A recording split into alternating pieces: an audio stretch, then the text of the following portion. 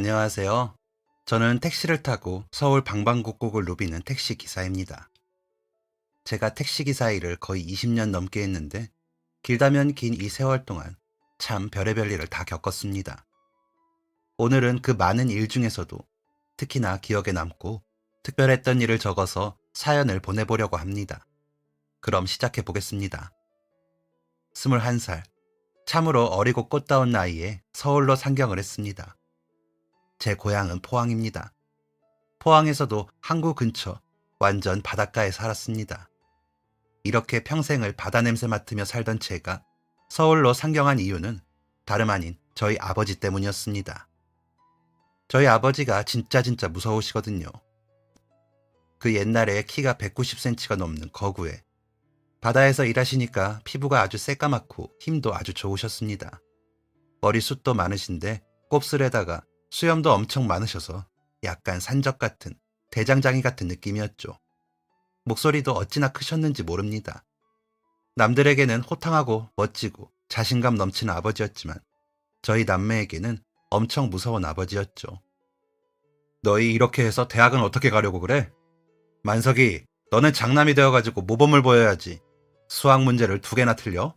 제정신이냐? 아버지, 그게 아니고요. 실수를 해서. 실수도 실력이다. 안 되겠어. 너 오늘 이 문제집 다 풀 때까진 못 잔다. 아버지는 답지 않게 학구열이 아주 넘치시는 분이었습니다. 결코 저와 제 동생이 공부에 뛰어난 재능을 보이고 영특해서 그런 게 아니었습니다. 다 아버지의 개인적인 욕심이었죠. 아버지는 국민학교만 졸업하신 분이셨습니다. 아버지 집이 엄청 가난했다고 하더라고요. 그럴 만도 했습니다. 할머니가 일찍 돌아가신 할아버지를 대신해서 혼자서 6남매를 키우셨으니까요.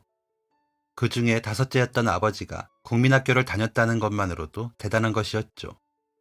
가정 형편이 어려웠던 아버지는 학교를 다니는 대신에 일찍부터 배를 타며 일을 배우셨고 결과적으로 집도 한 채 사고 잘 먹고 잘 살게 되셨습니다. 그런데 아버지 말로는 배운 게 없으면 무시당하기 딱 좋다는 겁니다. 어딜 가나 무시하고 하대하고 얕잡아 본다고 말이죠. 제가 보기에는 산적 같은 아버지를 무시하는 사람은 없었던 것 같았는데 말이죠. 아무튼 이러한 아버지의 개인적인 고충 때문에 저희에게 공부를 엄청 강요하셨습니다. 다 지원해주는데 왜 안 하냐면서 말이죠. 그래서 어릴 때부터 받아쓰기 하나만 틀려도 엄청 혼이 났고 학교에서 쪽지 시험 하나만 봐도 몇 점인지 검사를 하셨습니다. 회초리도 말도 못하게 맞았고요. 그런데 저랑 여동생은 지극히 평범한 머리를 가지고 있었거든요. 국민학교 때는 어찌저찌 따라갔다지만 중학교 가면서 점점 실력이 드러났고 아버지의 화는 갈수록 심해졌습니다. 14살밖에 안 된 애를 새벽 2시까지 공부를 시킨 분이라니까요. 그런데 원래 하라고 하면 하기 싫고 하지 말라고 하면 하고 싶은 게 사춘기 청소년의 마음 아니겠습니까? 저는 공부가 너무너무 싫었습니다. 정말 지독하게도 공부가 싫었죠. 왜 해야 하는지도 모르겠고 잘하지 못해서 매일 아버지한테 혼만 나니까 더 하기 싫고 위축되고 그랬습니다. 그래도 엉덩이 붙이고 있던 시간이 있으니까 중상위권 정도 유지를 하며 중학생 시절을 보냈고 고등학교에 올라갔습니다. 고등학교 가기 어찌나 싫었는지 모릅니다. 분명 아버지의 잔소리가 더 심해질 것 같았거든요. 아니나 다를까 아버지는 정말 매일같이 저를 혼내셨습니다. 공부를 잘해야 나중에 무시 안 당하고 훌륭한 사람이 되지. 서울에 있는 대학 붙기만 해봐. 아빠가 거기에 자취방도 얻어주고 생활비도 매일 보내줄 테니까. 그러니까 공부해라 만수가. 공부해. 대체 공부가 뭐고 대학이 뭐고 서울이 뭐길래 아버지가 저러시는지 정말 지긋지긋했습니다. 그런데 불행 중 다행으로 저와 1살 차이 나는 여동생이 공부를 엄청 잘하더라고요. 중학생 때 줄곧 전교에서 3등 밑으로 떨어져 본 적이 없었습니다. 아버지가 저에 비해서 여동생을 좀 덜 혼내셨는데 아마 여동생은 무서워서 공부한 것 같습니다.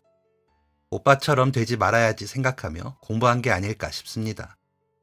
자식이 전교권에서 노니까 아버지가 얼마나 어깨춤이 났겠습니까? 자랑스러운 딸이라며 사람들한테 자랑하고 엄청 예뻐하셨죠. 동생이 공부를 잘하니까 제게도 좋은 점이 있었습니다. 아버지가 갈수록 점점 저에게 기대를 안 하시더라고요. 사실 서운할 수도 있는 건데 저는 너무너무 좋았습니다. 이대로 쭉 기대 안 하고 내버려 두었으면 좋겠다고 생각했죠. 제가 고등학교 2학년이 되고 동생이 저를 따라 저와 같은 고등학교에 올라왔습니다. 들어오자마자 첫 시험에서 당당히 전교 1등을 해버리지 뭔가요. 옳다쿠나 싶었습니다. 동생이 공부를 그렇게 잘하는데 저까지 잘할 필요가 뭐가 있어요. 집안에 공부 잘하는 사람은 한 명으로 좋겠습니다. 그때부터 저는 아버지의 그늘에서 벗어나는 날만을 꿈꿨죠. 제가 19살이 되어도 성적이 고만고만하고 흥미도 없어 하니까 드디어 아버지가 포기를 하셨습니다. 너 이 자식 공부 때려쳐. 배 타. 배 타서 아빠 일하는 거 배우거라. 에휴, 한심한 녀석. 잘 되었다고 생각했습니다. 공부만 안 할 수 있다면 뭐든 할 수 있었거든요. 그렇게 고등학교 졸업 후 바로 아버지와 함께 배를 탔는데 잘 됐다 생각한 것도 잠시였습니다. 아버지와 24시간 붙어서 일해본 사람이라면 알 겁니다. 얼마나 불편하고 얼마나 힘든지요. 특히나 저처럼 잔소리꾼인 아버지를 두었다면 몇 배로 더 힘들 겁니다. 정말 사사건건 아버지가 다 간섭을 하셨죠. 오죽하면 주변에 있는 다른 아저씨들이 저희 아버지를 말릴 정도로요. 밥 한 끼 먹으면서도 잔소리를 100마디쯤은 들었습니다. 인생 얘기부터 시작해서 김치를 많이 먹어야 소화가 잘 된다는 얘기까지. 김치 먹으라고 하는 게 20살짜리 아들한테 할 잔소리는 아니잖아요. 이런 아버지의 압박을 못 이기고 저는 탈출을 시도하게 되었습니다. 아버지가 그토록 노래를 부르셨던 서울로 가버릴 생각이었죠. 아버지도 국민학교만 나와서 잘 먹고 잘 사시는데 저라고 못할 게 있나요? 서울 가서 자리 잡고 살 생각으로 무대뽀로 강행을 한 겁니다. 그런데 이때 저의 탈출을 도와준 사람이 바로 어머니와 여동생이었습니다. 그 중에서도 어머니가 제일 응원해 주셨습니다. 사실 아버지가 저희 남매를 공부로 엄청 잡을 때 어머니가 옆에서 많이 말리셨거든요. 애들 좀 그만 잡으라고요. 어머니까지 없었다면 못 버텼을지도 모릅니다. 어머니는 언제나 저희 편이셨습니다. 만서가 가라. 얼른 가. 20년 그러고 살았으면 오래 버틴 거야. 잘 생각했어. 어머니는 쌈짓돈까지 챙겨주면서 저를 보내주셨습니다. 동생도 응원해주기는 마찬가지였습니다. 먼저 가서 나 기다려 오빠. 내가 서울에 있는 대학 붙어서 내년에 갈 테니까. 그래, 꼭 와라. 그렇게 어머니와 동생의 응원을 받으며 서울로 향했습니다. 뭐든 할 수 있을 것처럼 자신감 넘치던 그때의 패기 어린 마음이 아직도 생각이 나네요. 서울에 도착한 저는 어머니가 주신 돈으로 여관방을 얻었습니다. 오후쯤 도착해서 소주 한 병이랑 김밥 한 줄 사서 여관방에 들어가서 먹었는데 그때 그 맛이 아직도 생각이 납니다.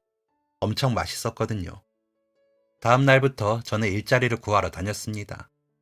그땐 다 신문 보고 일자리 찾던 때잖아요. 제일 먼저 구했던 일이 새벽에 신문 돌리는 일이었습니다. 포항에 있을 때 오토바이를 탔었거든요. 아버지 일 도와드리려면 필요해서 고등학생 때 면허를 땄었죠. 그게 큰 도움이 되었습니다. 그래서 그때부터 오토바이 타면서 신문 돌리고 다니고 우유도 돌린 적이 있었네요. 낮에는 진짜 별의별 일을 다 해봤습니다.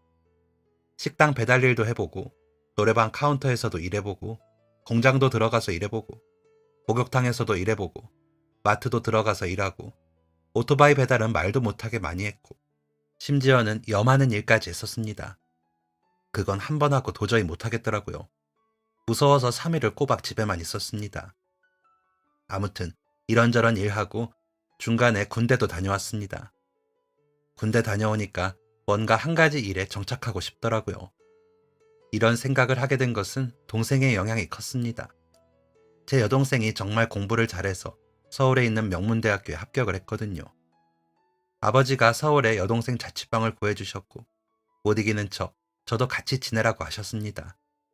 대신 제가 동생의 생활비를 벌어야 했습니다. 동생 하나는 건사해야 장남이지. 나중에 너 장가갈 때 아버지가 다 해줄 테니 대신 동생 먹여 살려봐. 네가 이 집에 사는 조건이다.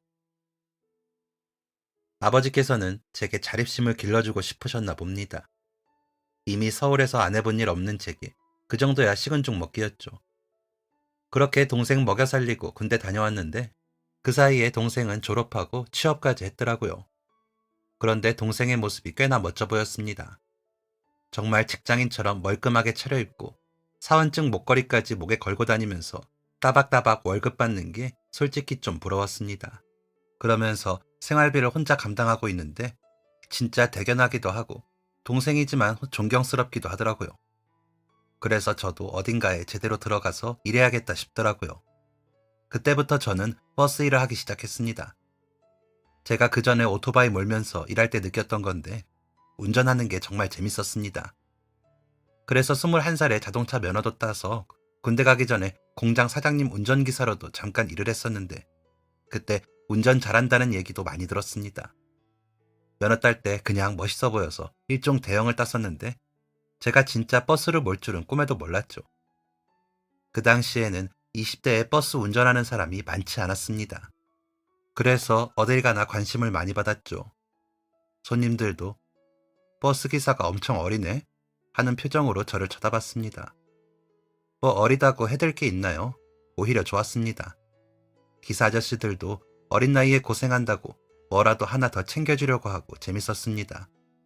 버스 한 2년 정도 하다가 그만두고 택시 회사로 들어가게 되었습니다. 이게 사실 이유가 좀 황당하긴 한데 제가 장이 엄청 약하거든요. 이거 다 아버지 닮았습니다. 저희 부자가 둘 다 산적같이 생겼는데 생긴 거랑 안 어울리게 몸은 엄청 예민합니다. 특히 장이 되게 예민하죠. 그런데 버스 몰면 화장실을 마음대로 갈 수가 없잖아요. 더군다나 식사도 제때 못하니까 뱃속이 온전치가 않았죠. 이게 너무 힘들어서 2년만 버스 몰다가 택시로 갈아탄 거였습니다. 확실히 택시는 편하더라고요. 화장실도 마음대로 갈 수 있고 점심시간 되면 기사 식당 가서 밥 먹을 수도 있고요. 기사 식당 밥은 또 왜 이렇게 맛있는지 그 맛에 일한 것도 있습니다. 이렇게 택시 몰다가 1년이 좀 안 되었을 때 소개팅을 하게 되었습니다. 어린 나이에 택시 모는 저한테 누가 시집 올까 싶었거든요. 솔직히 결혼 못하고 살 줄 알았습니다. 어디 여자 만날 길도 없었고 제가 그렇게 살가운 성격도 아니고 여자 밝히지도 않았거든요. 그런데 제가 버스 회사 있을 때 친하게 지냈던 아저씨 중 한 분이 자기 딸 한번 보지 않겠냐고 하셨고 그렇게 2년이 되었습니다. 20대 후반의 나이에 참 순수하게 딱 1년 연애하고 결혼을 하게 되었죠. 알고 보니까 아내가 장인어른 일하는 버스에서 왔다가 저를 봤다더라고요. 그때 한눈에 반했다고 했습니다. 저처럼 까맣고 덩치 큰 산적 같은 사람이 이상형이라나 뭐라나. 아무튼 저는 그렇게 결혼하고 서울에 신혼집을 차리게 되었습니다.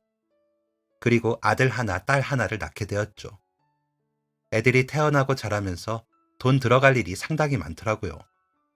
짜잘하게는 먹는 것부터 시작해서 교육비에 예상치 못하게 나가는 병원비, 주변 경조사까지 돈 들어가는 일이 한두 개가 아니었습니다. 그러다 보니까 택시기사 월급으로는 빠듯하겠더라고요. 어쩌면 좋을까 고민하다가 개인 택시를 알아봤습니다. 그런데 제가 결혼 전에 모아둔 돈이 좀 있었거든요. 그땐 그냥 닥치는 대로 일만 하고 어디 돈 쓸 곳도 없었으니까 그냥 무작정 모은 돈이었죠. 돈 써본 적이 없으니까 어디에 써야 할지 모르고 그냥 뒀던 돈이었는데 연애하고서는 결혼할 때 그 돈 쓰려고 했습니다. 그런데 아버지가 저 결혼할 때 신혼집 구하라며 돈을 주셔서 제가 모아두었던 돈을 목돈으로 묵혀두게 되었었죠. 개인 택시 하려면 번호판 때문에 돈이 좀 필요한데 그 돈을 지금 써야겠다 싶더라고요. 다행히도 제가 사고 안 내고 운전을 잘했던지라 개인 택시 운영을 할 수 있었습니다. 개인 택시 시작했을 때 뭐든 할 수 있을 것 같고 돈도 많이 벌 수 있을 것 같은 설렘이 가득했습니다. 제가 젊은 나이에 택시를 하다 보니까 택시에 타는 손님이나 아니면 알지도 못하는 사람들이 혀를 찼거든요. 할 일이 없어서 벌써부터 그런 일 하냐고요. 그런데 저는 한 점 부끄러움도 없었습니다. 제가 좋아하는 일이었고 이게 나쁜 일도 아니잖아요. 그리고 연차, 월차 이런 건 없었지만 웬만한 직장인들보다 괜찮은 돈 벌면서 처자식들 먹여 살렸고요. 그렇게 만족하면서 택시 운영을 10여 년쯤 했습니다. 그 즈음에 제가 자주 가는 기사 식당이 있었습니다. 돈가스, 우동, 비빔밥 이런 거 파는 곳이었는데 택시 기사들 사이에서 되게 유명한 곳이었습니다. 엄청 맛있는 건 물론이고 거기 밑반찬 종류가 되게 많았거든요. 그리고 항상 밑반찬들이 바뀌었고요. 기본 찬만 한 5-6가지 되었는데 주인 아주머니 솜씨가 좋으셔서 반찬이 안 맛있는 게 없었습니다. 와, 아주머니, 어떻게 이렇게 손맛이 좋으세요? 진짜 너무 맛있어요. 뭐야, 경상도에서 왔어? 거기 주인 아주머니랑 얘기하는데 제가 사투리를 쓰니까 아주머니께서 경상도 사람이냐고 물으시더라고요. 서울 올라와서 사투리 안 쓰려고 노력했는데 티가 났나 봅니다. 아, 예, 사투리가 잘 안 고쳐지네요. 경상도 어디에서 왔나? 저 포항이요. 21살에 올라왔어요. 아이고, 포항. 나도야, 나도. 아, 정말요? 올라오신 지 오래되셨어요? 내가 결혼하고서 올라왔으니까 한 30년 됐나? 엄청 오래되셨네요. 포항엔 자주 내려가세요? 갈 일이 뭐가 있어. 여기서 살림 차려서 사는데 장사하느라 바빠서 갈 시간도 없고. 그러시구나. 전 얼마 전에 다녀왔는데 그새 많이 바뀌었더라고요. 아주머니도 시간 되시면 한번 가보세요. 그래? 우리 아들한테 말해봐야겠네. 저희 부모님과 비슷한 연배의 식당 아주머니가 알고 보니 포항 분이시더라고요. 어쩐지 왜인지 모르게 아주머니한테 정이 간다 싶었습니다. 같은 고향이라 그런가? 그 이후부터 아주머니와 꽤나 친하게 지냈습니다. 그리고 그때부터 식당 갈 때마다 서비스를 주셨죠. 달걀 후라이나 잘못 튀긴 돈가스나 메뉴에 없는 반찬 같은 것들을요. 저도 감사해서 가끔 음료수 하나 사들고 가고 그랬습니다. 아주머니와 고향 얘기하면서 개인적인 이야기도 종종 나누게 되었는데 아주머니는 20대 후반의 아드님과 그보다 2살 많은 따님이 있다고 하셨습니다.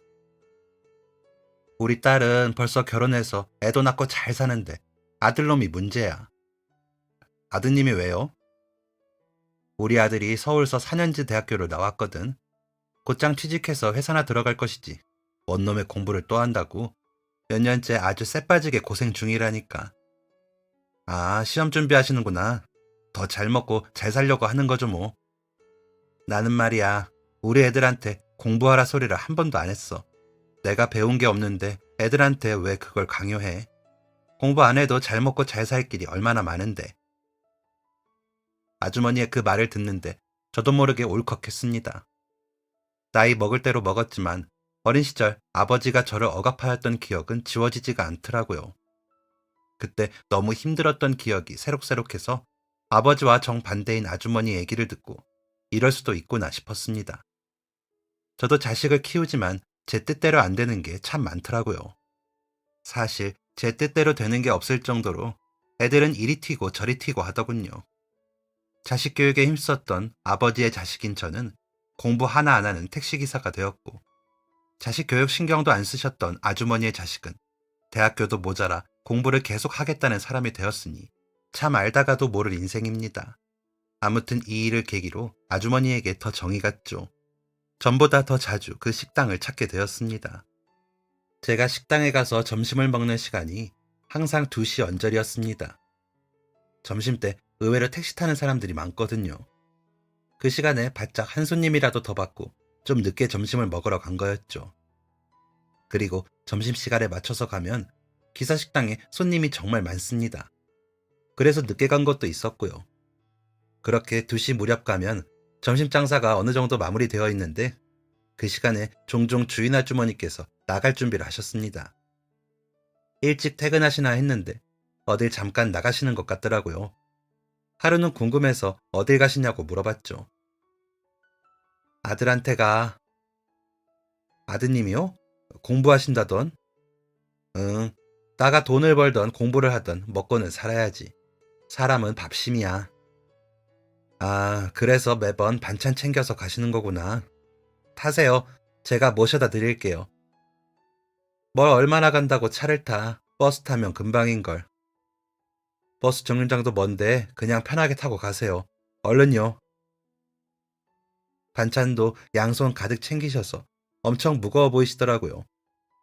어차피 저도 운행하려면 차 몰아야 하니까 가는 길에 모셔다 드리려고 차에 태워드렸습니다. 그렇게 몇 번 아주머니를 모시게 되었죠. 아드님이 사시는 곳은 차 타고 한 15분쯤 가면 있는 원룸이었습니다. 그러던 어느 날, 여느 때처럼 아주머니를 모시고 아드님 댁으로 가고 있었습니다. 그런데 아주머니께서 말씀이 되게 많으시거든요. 일하면서 떠들지를 못해서 쉬는 시간에 마음껏 떠들어야 한다고 하셨던 분이었죠. 그래서 저랑 아드님 댁에 가는 동안에도 말씀을 쉬지 않고 하시던 분인데 그날은 이상하리만큼 아주머니가 말씀이 없으시더라고요. 무슨 안 좋은 일이 있나 생각이 들 만큼 차 안이 고요했죠. 차에 타실 때부터 표정이 좋진 않으셨습니다. 오늘 날이 쌀쌀하네요. 그쵸? 벌써 가을이 오려나. 이럴 때 감기를 조심하셔야 해요. 아주머니는 대답이 없으셨습니다. 백미러로 살짝 보니까 고개를 숙이고 계시더라고요. 정말 안 좋은 일이라도 있으신 건가 싶더라고요. 저는 다시 한번 아주머니께 말을 걸어보았습니다. 오늘 반찬은 뭐 챙기셨어요? 아까 나온 가지볶음 맛있던데. 그런데도 말씀이 없으시더라고요. 좀 이상했습니다. 차가 신호에 걸렸고 걱정이 되어서 뒤를 돌아봤는데 글쎄 아주머니께서 고개를 숙이고 생각에 잠기신 게 아니라 눈을 감고 계시더라고요. 출발한 지 5분도 안 되었는데 주무시는 건가 싶었습니다. 혹시나 하는 마음에 제가 아주머니를 부르며 어깨를 살짝 거느렸는데 아주머니는 그대로 주르륵 의자에 쓰러지셨습니다. 숨은 쉬시는데 아예 의식이 없으신 겁니다. 너무 놀라서 소리 지르며 아주머니를 흔들어 보았는데 전혀 움직임이 없으셨습니다. 놀라서 어떻게 해야 될지를 모르겠더라고요. 손이 벌벌 떨리고 생각이 멈춰버린 것 같았습니다. 천천히 심호흡하면서 생각하려고 안간 힘을 쓰다가 일단 병원으로 모셔야겠다 싶었고 곧장 근처에 응급실이 있는 병원으로 향했습니다. 정말 심장이 두근두근 하더라고요. 택시 일하면서 별의 별일을 다 겪었는데 이런 경우는 처음이었습니다. 병원 도착하자마자 아주머니 들쳐업고 응급실 안으로 뛰어들어갔고 간호사분들이 막 뛰어나와서 도와주셨습니다. 한 서너 명이 몰려들어서 순식간에 검사를 하는데 혹시나 잘못되는 건 아닐까 너무 무섭더라고요. 곧 한 간호사분이 제게 다가왔고 부정맥이 있으셔서 실신한 것 같다고 곧 깨어날 거라고 하시더라고요. 그제서야 온몸에 긴장이 풀리는데 정말 10년 감수했지 뭡니까. 보호자랑 연락이 되어야 한다고 하길래 아주머니가 하시는 식당에 전화해서 같이 일하시는 분들에게 말해두었고 곧 아주머니의 따님이 병원으로 오셨습니다. 정말 감사합니다, 기사님. 정말로 감사해요. 기사님 아니었으면 큰일 날 뻔했어요. 아닙니다. 감사는 무슨. 해야 할 일을 한 건데요. 따님은 몇 번이고 감사하다며 인사를 했습니다. 저는 놀란 가슴을 쓸어내리며 그렇게 병원에서 나왔죠. 그리고 다시 아무 일도 없다는 듯이 택시 운영을 했습니다. 그런 일이 있고 바빠서 한동안 그 가게에 못 가다가 일주일 뒤쯤에 찾아가게 되었습니다. 아주머니는 괜찮으실까 걱정을 하면서 갔는데 아주머니가 가게에 안 계시더라고요. 같이 일하는 분이 말해주시길 그날 쓰러지고 병원에서 검사를 했는데 부정맥이 심해서 심장 수술을 받게 되었다고 하시더라고요. 그래서 가게에 못 나오신다고요. 기사 양반 덕에 아픈 거 발견하고 수술 받을 수 있게 되었다고 고맙다고 전해달라더라고. 좋은 일 했어. 그렇게 말씀은 하셨지만 사실 그게 어떻게 잘된 일이겠어요. 안 아픈 게 제일이지요. 어쩐지 그 며칠 아주머니께서 감기 기운처럼 몸이 뜨겁고 심장이 벌렁거린다고 하셨는데 다 이유가 있는 것이었습니다. 그 이후로도 아주머니가 괜찮으신지 궁금해서 종종 그 식당에 찾아갔지만 아주머니의 모습은 볼 수 없었습니다. 같이 일하는 분께 수술이 잘 되었다는 소식을 들은 것만으로도 다행이다 싶었지요. 그러다가 몇 개월 뒤에 아예 그 가게가 없어지게 되었습니다. 아쉽기도 하고 걱정이 되기도 했습니다. 수술은 잘 되었다고 하는데 그래도 아마 건강이 예전 같지 않으시니 가게를 정리하는 것이겠죠. 그래도 마지막으로 얼굴은 한번 뵙고 싶었는데 끝까지 얼굴 한번 못 뵙고 가게가 문을 닫게 되었습니다. 그렇게 아주머니와의 인연은 끊기게 되었습니다. 가끔 아주머니와 그 가게가 생각이 나더라고요. 잘 지내고 계신 건지, 건강은 괜찮으신지요? 하지만 어떻게 알아볼 길이 없었고 무소식이 희소식이겠거니 하면서 살았습니다. 그 이후 또 몇 년이 흘렀고 저는 계속해서 택시를 몰았습니다. 다른 맛있는 기사식당도 찾게 되었고 자식들도 잘 커갔죠. 제가 벌어다 주는 돈으로 우리 애들 공부도 하고 옷도 사입고 배불리 먹고 그만한 행복이 어딨나 싶었습니다. 택시 운영하면서 내 식구 부족하지 않게 꽤 괜찮은 수익을 내고 있었습니다. 무탈하게 큰 걱정 없이 사는 삶에 안주하고 살던 어느 날이었습니다. 제게도 위기가 찾아오게 되었습니다. 제가 그때만 생각하면 아직도 빗길 운전이 무섭습니다. 그날 이후로 비 오는 날에는 택시 운행을 웬만하면 안 하려고 하고 엄청 조심조심해서 운전합니다. 그날도 물론 비가 와서 조심히 운전을 했습니다. 제가 무사고에 대한 자부심이 있었거든요. 운전면허 따고 한 번도 사고 낸 적이 없었죠. 오토바이 탈 때도 헬멧이랑 보호대 다 착용하고 절대 과속 안 하고 안전운전 했던 사람이었습니다. 택시 할 때는 특히나 손님을 모시는 거니까 더 신경 써서 조심스럽게 운전을 했고요. 빨리 가는 것보다 안전이 최우선이다 생각하고 일하던 사람입니다. 그런데 비가 오던 그날, 유난히도 손님이 많았습니다. 원래 비 올 때 택시가 좀 바쁘긴 하지만 그날은 유독 많았죠. 아마 주말이라 더 그랬나 봅니다. 아침부터 밤까지 쉬지 않고 일을 했습니다. 밥 먹을 시간도 없어서 중간에 잠깐 김밥집 가서 김밥 한 줄 포장해서 차에 손님 없을 때 틈틈이 먹고 그랬죠. 날씨가 추워져서 그런지 평소보다 해가 빨리 졌고 비는 여전히 거세게 내리고 있었습니다. 비가 많이 와서 차선이 안 보이니까 더 천천히 운전하고 있는데 오토바이 한 대가 앞에서 계속 왔다 갔다 하더라고요. 차선을 옮겼다가 또다시 되돌아오고 또 옮기고 차 사이를 막 비집고 들어가고 신호도 다 무시하고 말이죠. 저러다가 진짜 큰일 나겠다 싶을 만큼 아주 난폭하게 운전을 하더라고요. 배달을 하는 오토바이 같았는데 무슨 경적 소리도 아닌 이상한 소리를 엄청 크게 올려대면서 달리더군요. 운전을 왜 저렇게 하는 거야? 저러다가 일 나겠네. 절로 인상이 찌푸러지면서 최대한 가까이 안 붙으려고 노력하며 운전을 하고 있었습니다. 빨간불이라서 차를 세웠는데 바로 옆에 찰싹 붙어서 그 오토바이가 있더라고요. 초록불로 신호가 바뀌었고 출발하려는 그때 제 차 왼쪽에 붙어있던 오토바이가 갑자기 우회전을 했고 저는 그 오토바이를 피하려고 핸들을 꺾었다가 그만 도로 위에서 한 바퀴 빙글빙글 돌다가 전봇대에 차를 박게 되었습니다. 갑자기 에어백 터지고 저 정말 이대로 죽는구나 싶었습니다. 너무 놀라서 그 자리에서 기절했고 사람들이 신고해 주었는지 전 응급실에 실려가게 되었죠. 정신 차려보니까 아내 얼굴이 보이더라고요. 의사 선생님께서 차가 전복되지 않은 게 어디냐며 천만 다행이라고 하셨습니다. 차는 수리할 수 있는 정도로만 망가지긴 했으나 저는 한동안 택시를 운행할 수 없는 처지에 놓였습니다. 어깨뼈가 부러졌다고 하더라고요. 왼팔을 통째로 깁스를 하는데 어떻게 운전대를 잡겠습니까? 그 오토바이 운전자는 사고를 내놓고 모르는 척 그냥 가버렸고 잡지도 못했습니다. 보험사에서 수리비랑 이것저것 나오긴 했지만 일을 쉬는 동안의 손해는 채울 수가 없었죠. 너무 억울했습니다. 제가 잘못해서 사고 난 거면 그렇게 억울하지도 않았겠죠. 꼼짝없이 3개월을 일을 쉬어야만 했습니다. 회사원이면 일을 쉬어도 회사에서 어느 정도 돈이 나오지만 개인 택시가 그런 게 어딨습니까? 하는 만큼 벌고 쉬는 만큼 못 버는 거잖아요.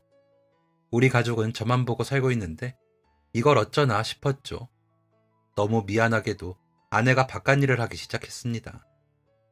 아내가 새벽같이 일어나서 밥 해놓으면 제가 애들 챙겨주고 등교하는 것 좀 도와주고 집에서 한 손으로 세탁기 돌리고 청소기 돌리고 그럼 아내가 저녁쯤 되어서 집에 와서 설거지하고 빨래 개고 집안일하고 아내가 고생이 많았습니다. 10여 년을 가정주부로 살다가 갑자기 나가서 일하는 게 힘들었을 텐데 힘들다 소리 한 번을 안 하고 잘 버텨주었습니다. 게다가 아내가 힘든 식당 일을 했거든요. 재활 치료받고 집에 가는 길에 우연히 아내가 일하는 식당을 지나게 되었는데 정말 1시간을 넘게 멍하니 아내가 일하는 모습을 바라봤습니다. 그 큰 가게 이곳저곳을 누비면서 뜨겁고 무거운 음식을 몇 번이고 나르는데 눈물이 날 것 같았습니다. 괜히 남자 잘못 만나 고생하는 아내가 너무 짠하고 미안했습니다. 그렇게 아내가 나가서 일을 한다고는 했지만 저희 집 사정은 나아지지가 않았습니다. 급기야 첫째 아들이 잠깐 학원을 그만둬야 하는 지경까지 이르렀죠. 우리 큰아들이 공부를 잘했거든요. 그런데 중요한 시기에 갑자기 학원을 그만두라고 해서 화가 많이 나고 당황할 법도 한데 아내한테 투정 한마디를 안 하고 바로 수긍하는 겁니다. 그걸 보면서 가장으로서 얼마나 부끄럽고 화가 났는지 모릅니다. 그런 처자식들 보면서 더 열심히 재활을 했고 무려 3개월 만에 다시 운전대를 잡을 수 있었습니다. 그때만큼 마음이 조급하고 일하는 게 불안했을 때가 없었습니다. 제가 21에 서울 상경에서 단 한 번도 쉬었던 적이 없었잖아요. 정말 돈에 환장한 것처럼 벌었고 개인 택시 하면서는 한 달에 한 번 쉴까 말까 했습니다. 그랬던 제가 무려 3달을 쉬고 복귀했을 때 그 감정이란 솔직히 다시 일 시작하면 좋을 줄 알았거든요. 그런데 좋은 마음보다 불안한 마음이 더 컸습니다. 제 병원비랑 집 생활비 때문에 모아두었던 적금도 깨버렸거든요. 원래 그 다음에 좀 더 좋은 집으로 이사를 할 계획도 있었는데 완전히 다 엎어졌죠. 이렇다 보니까 내가 조금이라도 더 일해서 조금이라도 더 벌어야겠다 싶더라고요. 제가 다시 일을 시작했는데도 아내는 일을 그만두지 않고 좀 더 다녀보겠다고 했습니다. 아마 아내도 비어버린 통장과 힘든 집안 사정을 생각하면서 속을 많이 끓였을 겁니다. 다시 운전대를 잡은 저는 될 수 있는 한 많은 시간 동안 일을 했습니다. 우리 큰아들 학원도 다시 보내고 싶었고 아내 고생도 안 시키고 싶었고 깨버린 적금도 다시 채워넣고 싶은 마음이 가득했습니다. 다크서클이 정말 턱끝까지 내려오게 일을 하는데 그때 시장 경제가 안 좋아서 그런지 택시 이용하는 손님도 많이 없고 점점 마음만 조급해졌었죠. 그렇게 일을 하던 어느 날이었습니다. 그 당시에 아침이랑 낮에는 손님이 많이 없었어요. 그래서 좀 느그마히 출근해서 늦은 밤이랑 새벽까지 운영을 했습니다. 주로 회식하고 집에 들어가는 직장인들을 상대로 운영을 하게 됐죠. 제 생활에 밤낮이 바뀌었지만 밤에 운영해야 할증 붙어서 많이 벌 수 있으니 어쩔 수 없었습니다. 그렇게 오후부터 새벽까지 일하던 어느 날이었습니다. 자정이 가까워지던 늦은 밤에 술집이 많은 곳에서 한 손님을 태우게 되었죠. 양복 차림의 남자 손님이었고 회식을 한 듯 했습니다. 기사님, 강남으로 가주세요. 강남 가서 내려드리고 강남역 쪽에서 마지막 손님 한 분만 더 받으면 되겠다 싶었습니다. 그렇게 운전하면서 가고 있는데 얼마 안 되어서 뒤에 앉은 남자가 잠이 든 듯 했습니다. 가만히 고개 푹 숙이고 앉아있더라고요. 술을 먹어서 졸린가 보다 하고 라디오 소리 조용하게 줄이고 가고 있었죠. 그러다 갑자기 그 밤에 스포츠카 같은 차가 난폭 운전을 했고 깜짝 놀라서 급정거를 하게 되었습니다. 아니, 저 사람이? 아차, 손님 괜찮으세요? 놀라셨죠? 갑자기 차가 끼어드는 바람에. 손님? 손님, 괜찮으세요? 그런데 다른 차들 빵빵거리는 소리도 엄청 컸고 급정거를 했으니 덜컹거려서 일어날 법도 한데 너무 평온하게 주무시고 계시더라고요. 안 놀라셨으니 다행인가 싶어서 다시 출발을 했습니다. 그런데 아무리 생각해도 찜찜한 겁니다. 몇 년 전 아주머니 사건이 갑자기 떠오르더라고요.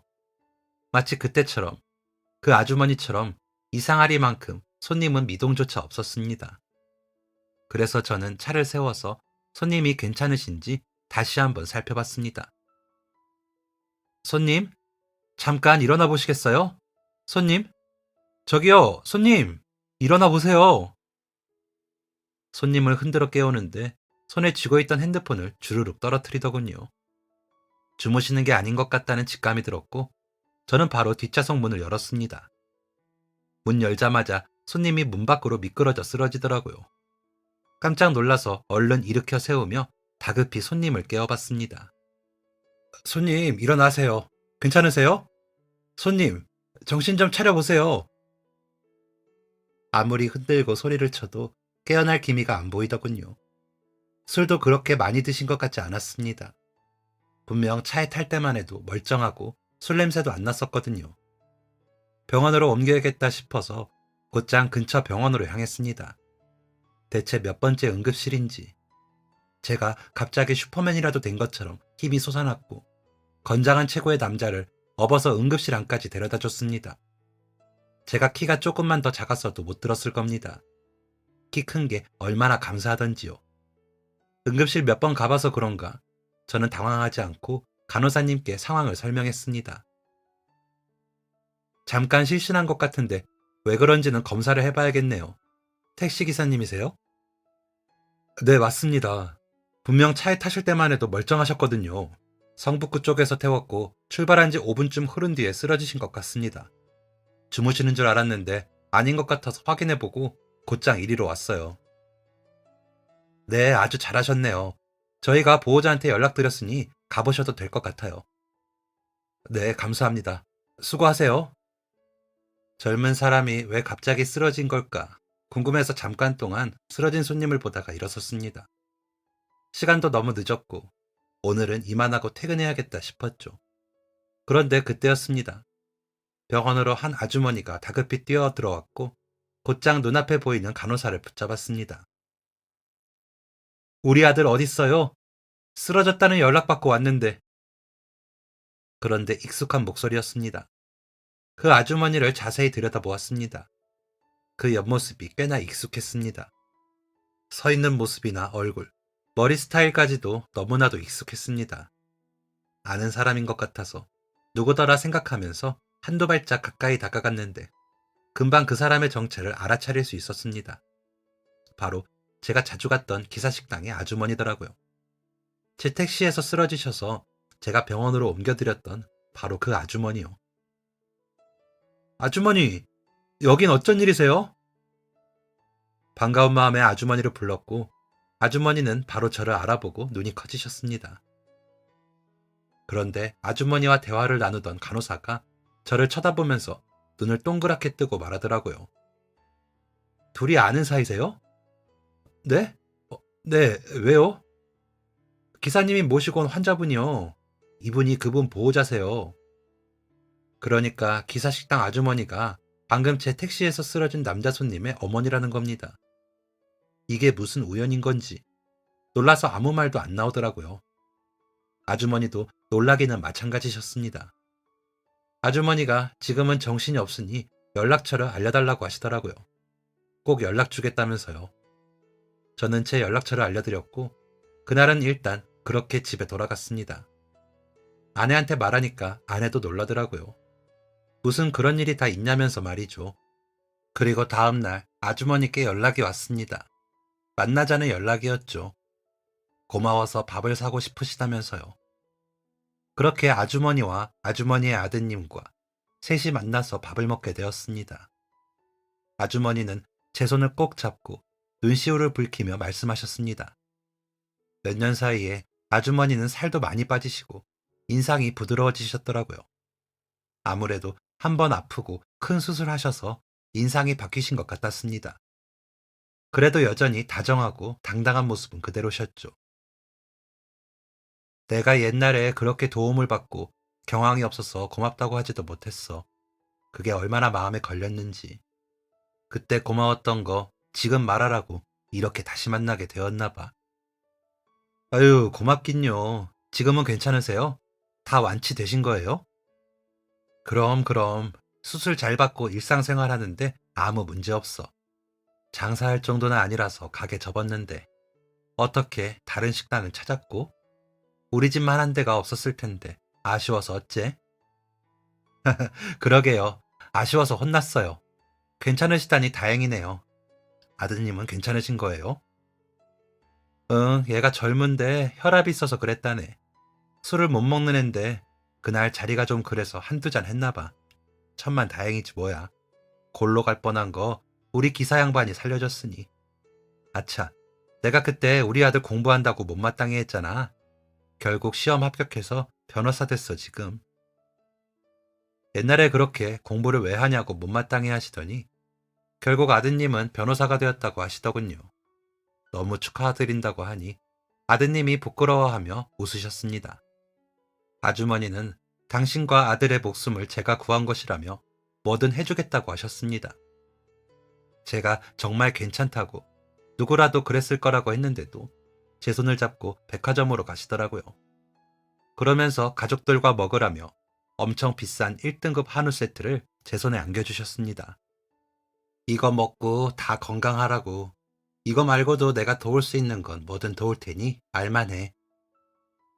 아유, 이것만으로도 넘치고 넘칩니다. 전 정말 괜찮아요. 그날 그렇게 헤어지는 게 영 아쉬우셨는지 아주머니가 다음에 꼭 또 보자고 하시더라고요. 그렇게 아주머니와 아드님과 인사를 하고 한우를 들고 집으로 갔습니다. 애들이 갑자기 무슨 날이냐며 엄청 맛있게 고기를 먹어치웠죠. 그러다 며칠 뒤 제가 아주머니께 도움을 청할 일이 생기게 되었습니다. 제가 사고가 났을 때 그 오토바이 운전한 사람을 못 잡았다고 했잖아요. 그런데 경찰에 얘기는 해놓은 상태였거든요. 찾아달라고요. 그 오토바이 운전자를 찾았다고 드디어 연락이 온 겁니다. 그런데 경찰이 그러더라고요. 그 오토바이 운전자가 과실이 있다는 게 증명이 되어야 보상을 받을 수 있는데 아마 그거 입증하기가 까다로울 거라고 하더군요. 아니, 명백하게 그 운전자 때문에 제가 사고를 당한 건데 그걸 증명을 해야 한다니 머리가 아프더라고요. 그런데 그때 갑자기 아주머니의 아드님이 떠올랐습니다. 그 아드님이 변호사잖아요. 그런데 그 중에서도 교통사고 전문 변호사라고 하더라고요. 그게 갑자기 생각이 나는 겁니다. 그래서 아주머니께 연락해서 도움을 좀 받을 수 있는지 여쭤봤습니다. 그럼 당연하지. 그거 진짜 못된 놈이네. 지가 잘못이 없대? 기다려봐. 내가 우리 아들한테 당장 말하겠네. 아유, 고맙습니다. 제가 그쪽으로 아는 사람이 없어서요. 제가 비용은 제대로 지불할 테니 소개만 해주시면. 됐네, 됐어. 맨날 하는 일 하나 더 한다고 큰일이 날까봐. 우리 목숨값에 비하면 그 정도는 아무것도 아니네. 내가 뭐라도 해주고 싶어서 계속 마음이 찜찜했는데 잘 됐어. 비용 지불할 생각은 하지도 마. 우리 아들도 그 돈 안 받을 거니까.